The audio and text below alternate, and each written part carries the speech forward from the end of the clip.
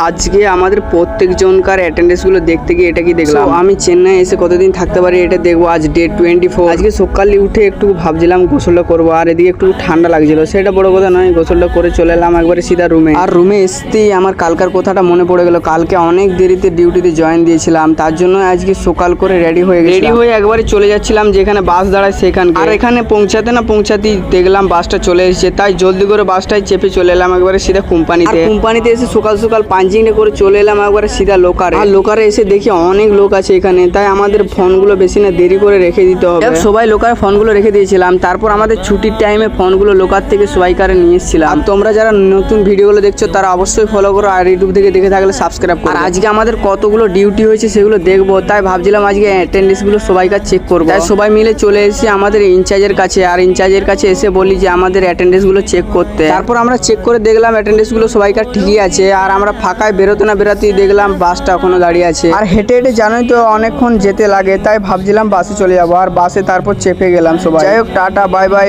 Next ব্লগে দেখা হচ্ছে আরো তোমাদের সাথে।